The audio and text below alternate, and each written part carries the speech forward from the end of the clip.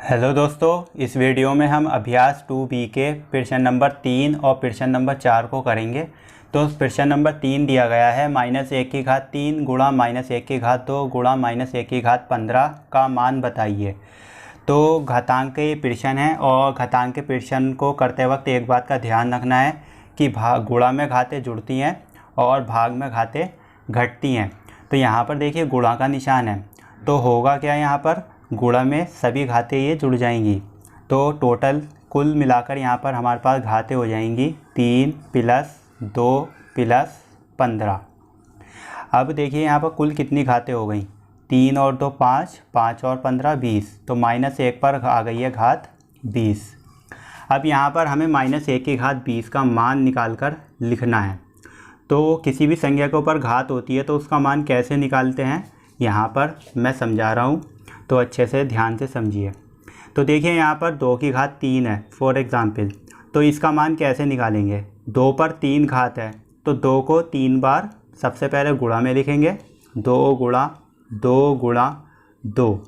अब इन सब के गुणा कराकर इस 2 की घात 3 का मान आ जाएगा। तो देखिए 2 दूनी 4, 4 दूनी 8, तो 2 की घात 3 का मान होता है 8। अब मान लीजिए यहाँ पर 2 ना होकर माइनस का 2 है, तो कैसे मान निकालेंगे, -2 की घात 3 का मान कैसे निकालेंगे।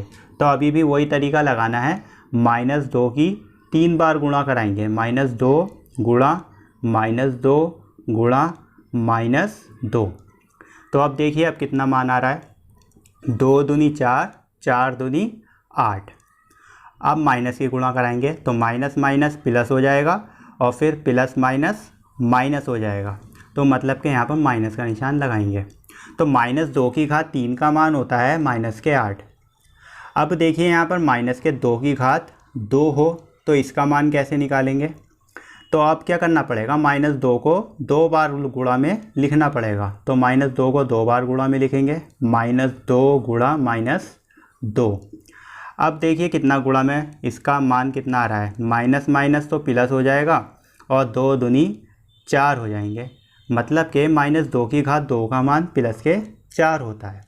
तो यहाँ पर एक बात ध्यान रखने वाली बात है कि देखिए अगर किसी संख्या के ऊपर घातें विषम होती हैं तो उसका मान जो आता है माइनस में आता है, ठीक है।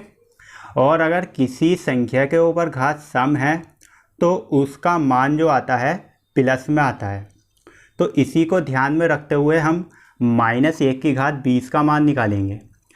-1 की घात 20 का मान निकालना है तो -1 को 20 बार गुणा में लिखना पड़ेगा, -1 गुणा -1 गुणा -1, ऐसे करके 20 बार गुणा में लिखना पड़ेगा।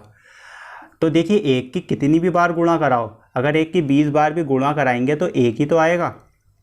अब देखना है माइनस की क्या गुणा कराकर क्या आएगा। तो मैंने बताया कि अगर घातें विषम होती हैं तो माइनस का निशान लगाते हैं और घातें सम होती हैं तो प्लस का। अब ये 20 जो है यहाँ पर सम है, तो सीधी सीधी बात है कि यहाँ पर प्लस का 1 आने वाला है, ठीक है। तो -1 की घात 20 का मान होता है प्लस का 1। तो यहाँ पर लिखेंगे -1 की घात 20 का मान 1। ये ही हमारा उत्तर आ जाएगा। अब चलिए अगले प्रश्न नंबर 4 को करते हैं। तो प्रश्न नंबर 4 में हमें दिया गया है -1 की घात 49 और भाग में है -1 की घात 25। इसका भी हमें मान निकालना है।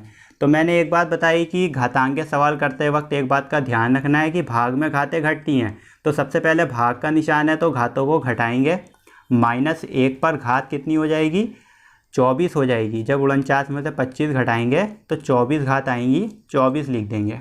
अब -1 की घात 24 का मान निकालना है तो हम इसी तरीके को लगाएंगे। देखिए 1 पर कितनी भी घात हो तो 1 ही आता है।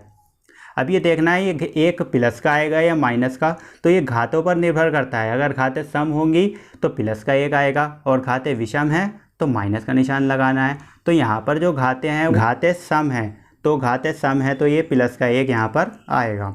तो इस तरीके से मान निकालकर ये जो है प्रश्न को हल करना है। तो स्टूडेंट्स मुझे उम्मीद है कि अभ्यास 2B का प्रश्न नंबर 3 और प्रश्न नंबर 4 समझ में आ गया होगा। अब अभ्यास 2B के प्रश्न नंबर 5 की बारी है और प्रश्न नंबर 5 को हम अगली वीडियो में करेंगे। और अगर आप हमारे चैनल पर नए आए हैं तो आपसे रिक्वेस्ट है प्लीज़ चैनल को सब्सक्राइब कर दीजिए। और चलिए अब मिलते हैं अगली वीडियो में।